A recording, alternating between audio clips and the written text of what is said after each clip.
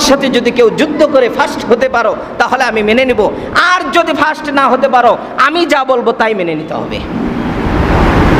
তার মন্ত্রীদের সাথে পরামর্শ করে শেষ পর্যন্ত তাকে কেউ হারাইতে পারে নাই, পরাজিত করতে পারে নাই। উনি এক বিশাল এক আয়োজন করে জানিয়ে দিল যে আমি তোমাদের রব থেকে কোন জিনিসে আমার কমতি আছে দেখো, তোমরা যদি তোমরা দেখাইতে পারো তাহলে আমি তোমাদের কথা মেনে নেব, আর না হলে আমি যা বলবো তা মানতে হবে।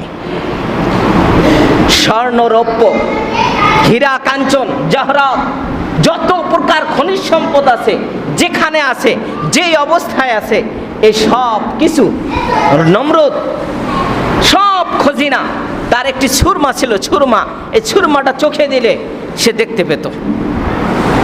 কঠিন এক পরিস্থিতি না?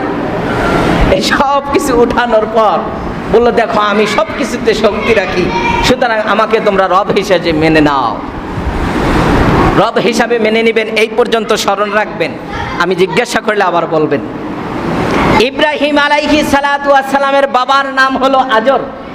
বাবার নাম কি একটু বলেন আমার সাথে? বাবার নাম কি? আজর। আজর মক্কা মুকাররমা, বাইতুল মুকাররম, বাইতুল মুকাদ্দাস এবং বাইতুল্লাহ, ইব্রাহিম এবং তার সন্তান ইসমাইল, এখানে ইব্রাহিম এবং তার সন্তান ইসহাক দুজন মিলে নির্মাণ করেছেন। এর আগেও অনেকেই নির্মাণ করেছে। সর্বপ্রথম আল্লাহ 5টি বা 3টি পাথর দিয়ে ফেরেশতা জিবরাইলের মাধ্যমেই মক্কা শরীফ তৈরি করেছেন। এরপরে জিনদের সাহায্যে তৈরি হয়েছে। এরপরে ফেরেশতারা তওয়াফ করছে, জিনেরা তওয়াফ করেছে, আদম তওয়াফ করেছে। এরপরে শীশ আলাইহিস সালাতু ওয়াস সালাম তওয়াফ করেছে। এরপরে নূহ আলাইহিস সালাম তওয়াফ করেছে। নূহ আলাইহিস সালামের সেই জাহাজ তওয়াফ করেছে। এইভাবে ধারাবাহিক আসছে, নির্মাণ হয়েছে প্রায় 10 বার। কয়বার? 10 বার। এর মধ্যে ইব্রাহিম আলাইহিস সালাম নির্মাণ করেছেন। এর মধ্যে কাফের একজন উল্লেখযোগ্য, তার নাম হলো হাজ্জাজ বিন ইউসুফ। কি নাম? হাজ্জাজ বিন ইউসুফ। ইনিও নির্মাণ করেছেন মক্কা। সর্বশেষ যে মক্কা, বর্তমান যে মক্কা আমরা আছি, এই মক্কা যা দেখি, এই নির্মাণ সংস্করণ করেছে হাজ্জাজ বিন ইউসুফ। আর এটা রং ঝং করেছেন ওমর ইবনে আব্দুল আজিজ। কে করেছেন? ওমর ইবনে আব্দুল আজিজ। কিন্তু নির্মাণ কাজের ভিত্তি বর্তমানেরটা যেটা আছে, এটা হাজ্জাজ বিন ইউসুফের। হাজ্জাজ বিন ইউসুফ জালেম একজন বাদশা ছিল। প্রায় 22,000-এর মতো সাহাবা নিজের হাতে হত্যা করেছে। নাউজুবিল্লাহ বলেন। কত হাজার? 22,000। 22,000-এর মতো সাহাবী, উল্লেখযোগ্য সাহাবী, সে নিজের হাতে হত্যা করেছে, হাজ্জাজ বিন ইউসুফ। কিন্তু এই হাজ্জাজ বিন ইউসুফ আবার পবিত্র কোরআনের জবর জের দিয়েছে, যে আমরা হরকত বলি, জবর, নোক্তা, এগুলো দিয়েছে কে? হাজ্জাজ বিন ইউসুফ। আবার এই কাবা শরীফও সংস্কার করেছে কে? হাজ্জাজ বিন ইউসুফ। শেষে আসমানের মালিকের দরবারে দুহাত তুলে দোয়া করে, মালিক আমার পাপের কোনো শেষ নাই, আর তোমার রহমতেরও শেষ নাই। যদি তুমি গফফার হয়ে থাকো তাহলে আমি হাজ্জাজ বিন ইউসুফকে এই 2টি কাজের বদলে হলেও গুনাহগুলো মাফ করে দাও। বলেন সুবহানাল্লাহ। আল্লাহ ভালো জানেন তাকে মাফ করেছেন কিনা। ইতিহাসে এই পর্যন্ত আছে।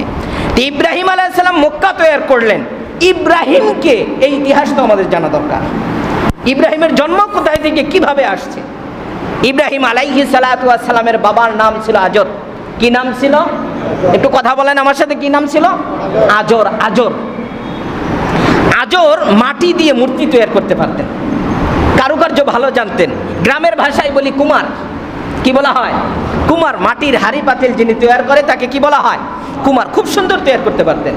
এই জন্য এখন মূর্তি সুন্দর করে তৈরি করা দরকার। এটা কে তৈরি করবে?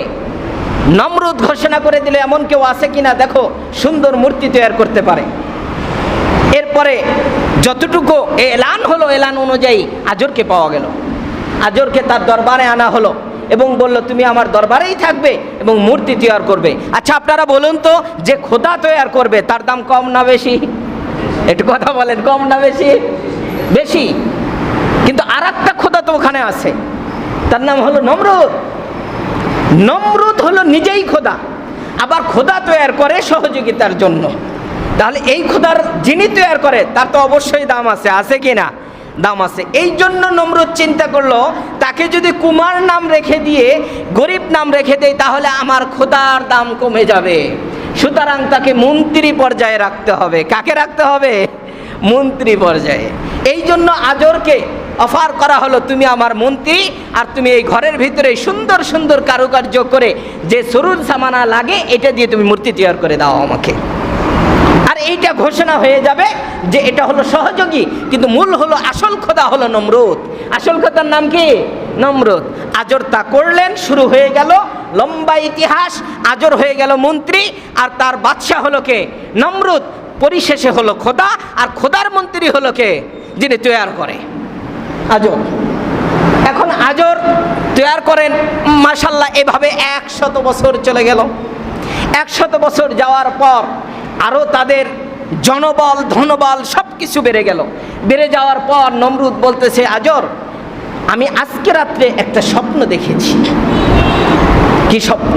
যখন উনি ঘুমিয়ে পড়লেন, এই ঘুমের ঘরে হঠাৎ করে দেখেন ছোট্ট একটি বাচ্চা তাকে এই গালের ভিতরে কষিয়ে 2টে থাপ্পড় বসিয়ে দিয়েছে। থাপ্পড় খাওয়ার পর চমকে উঠেছে নমরুদ। এখন তার পাশেই ছিল স্ত্রী। স্ত্রী বলল, তুমি না খোদা? খোদাই যদি এরকম ভয় পায় আর জনগণ যদি শোনে তাহলে কি অবস্থা হবে? চিৎকার করা যাবে না। কি হয়েছে বল? যেই ঘটনা ঘটেছে এই ঘটনা প্রকাশ করা যাবে না। এমন এক ঘটনা, ছোট্ট একটি বাচ্চা, ফুটফুটে চেহারা, সে আমাকে 2টি থাপ্পড় মেরেছে, আর এই থাপ্পড়ের ওজন এমন ছিল মনে হয় 40 বছরের যুবক। সুবহানাল্লাহ বলেন। নমরুদ স্বপ্ন দেখলেন, স্বপ্নের মধ্যে চিৎকার করে উঠলেন। নমরুদের স্ত্রী বলল, তুমি না খোদা হয়েছ?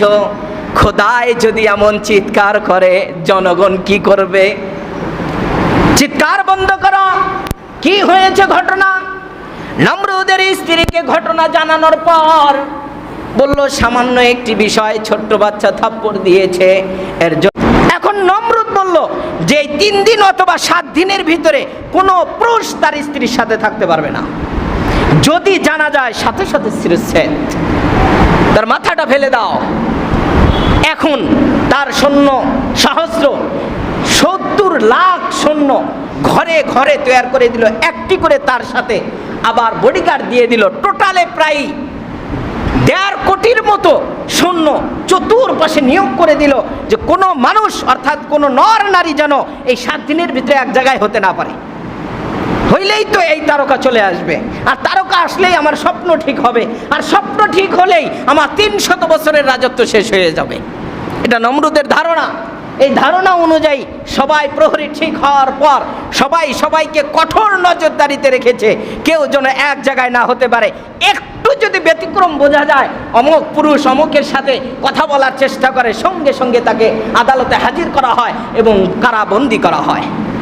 এই অবস্থায় চলতে 3 দিনের দিন যখন মাত্র আর 1 দিন সময় রয়েছে, সেই সময়ের ভিতরে আজরকে বলল, আজর দেখো 2টি দিন হলো আমাদের কোনো ঘুম নাই, খাওয়া দাওয়া সব হারাম। এখন আজকে তুমি তো আমার স্পেশাল একজন বডিগার্ড, মন্ত্রী না, স্পেশাল বডিগার্ড, তো তুমি আমাকে পাহারা দাও, আমি একটু ঘুম যাই আজকে, আর তুমি সব কিছু খেয়াল রাখবে। এই মুহূর্তে আল্লাহ রাব্বুল আলামিন জিবরাইল আলাইহিস সালাতু ওয়াস সালামকে বলল যে দেখো এই নমরুদের প্রাসাদের যত আশেপাশে এই যতগুলো প্রহরী রয়েছে সবারই চোখে তুমি ঘুম দিয়ে দাও। সুবহানাল্লাহ বলেন। সবাইকে ঘুম দিয়ে দাও। আল্লাহর আদেশে জিবরাইল আলাইহিস সালাম সেই রহমত নামক ঘুম নিয়ে আসলেন, সবাই ঘুমিয়ে পড়ল।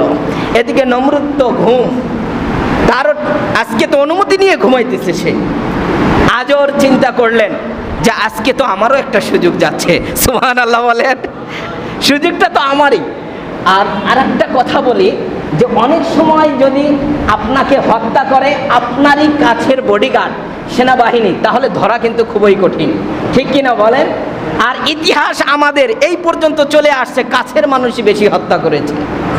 এখন সবচেয়ে কাছের মানুষ হলো আজর, যে খোদা বানায়, আবার তার মন্ত্রী, তাকে তো অবিশ্বাস করার মতো কিছু নেই। এদিকে আল্লাহ রাব্বুল আলামিন নারী হিসাবে তার স্ত্রীর ভিতরে তাদের দুজনের মিলনের যে একটা স্পৃহা, চাহিদা, এই চাহিদা আল্লাহ দিয়ে দিলেন। সুবহানাল্লাহ বলেন। এই চাহিদা পাওয়ার পর আজরের স্ত্রী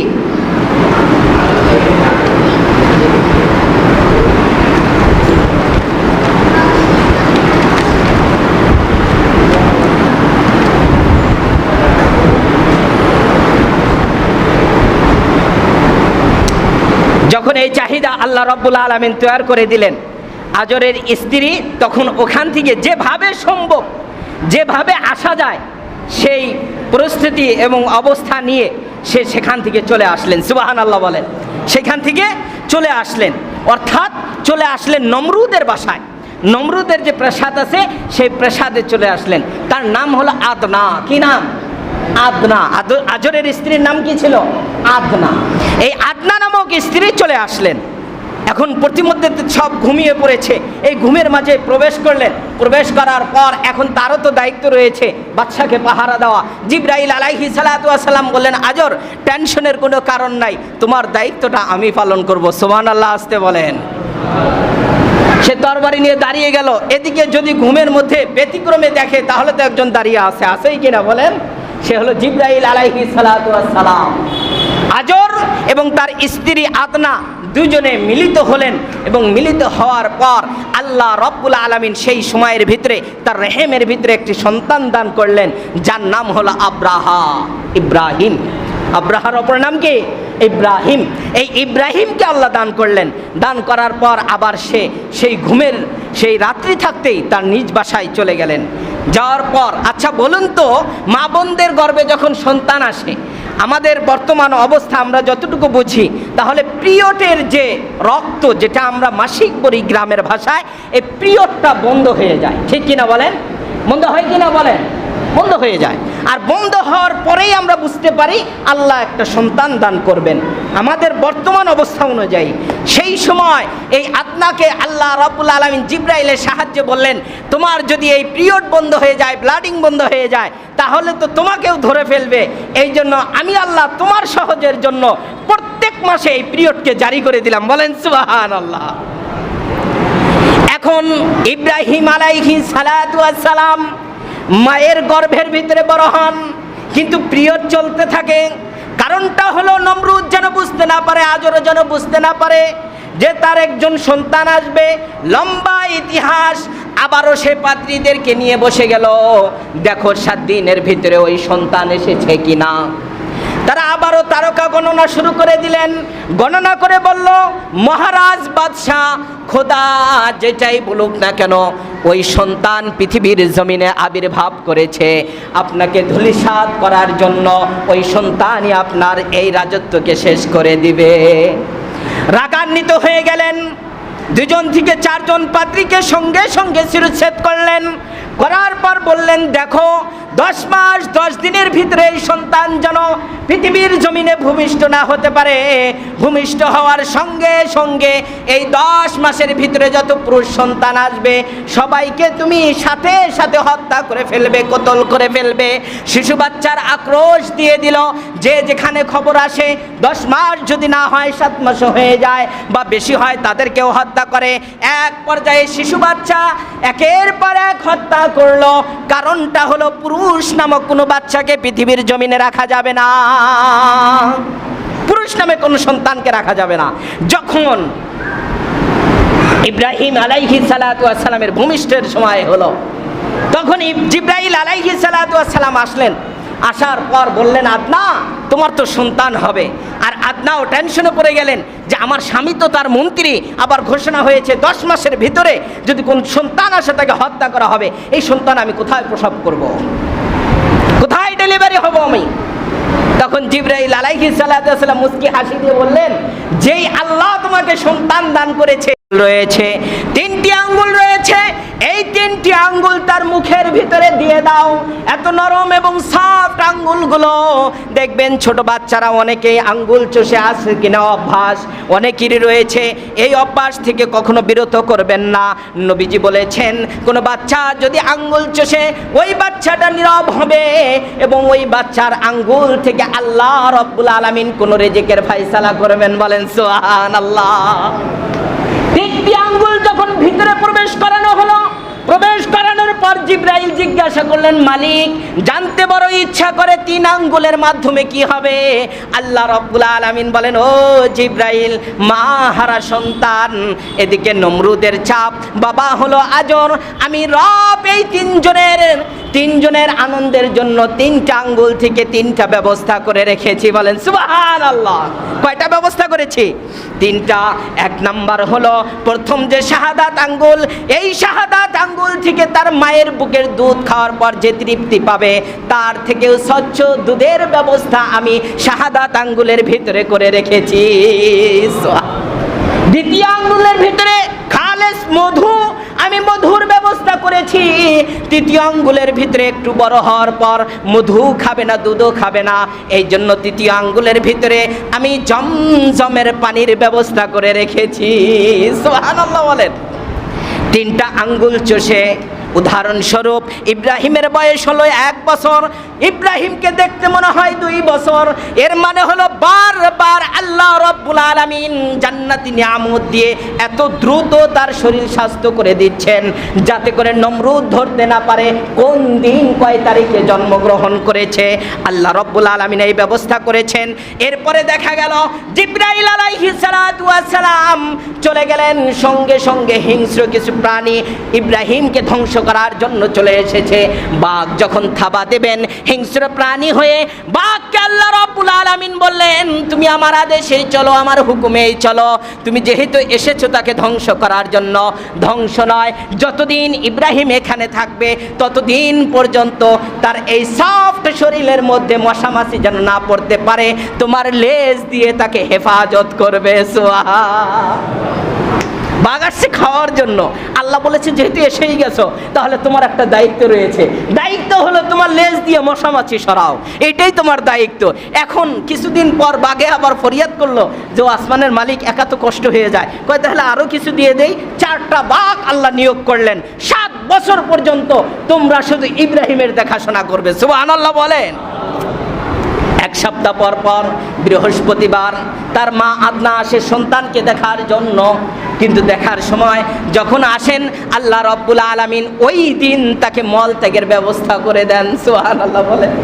আর এই 6 দিনে তার পায়খানা প্রস্রাব হয় না, শুধু ওই দিনই হয় যখন তার মা আসে। এরপরে সে পরিষ্কার পরিচ্ছন্নতা করে তার মায়ের পরশ দিয়ে আবার সে চলে যায়। যখন 7 বছরে উপনীত হলো তখন ইব্রাহিম আলাইহিস সালাতু ওয়াস সালাম গুহা থেকে বের হলেন। বের হওয়ার পর দেখেন এত সুন্দর সুন্দর তারকা, এত সুন্দর সুন্দর আসমান জমিনে নক্ষত্র, এটাই মনে হয় রব হবে, এটাই কি হবে? রব হবে। আবার তাকিয়ে থাকতে থাকতে এই সূর্য আবার ডুবে যায়, আবার ওঠে, আবার তারকা ডুবে যায়, এসব কি? এটা তো রব হতে পারে না। রব কখনো ডুবে যায়? রব তো ডুবে যায় না। একা একাই চিন্তা করেন।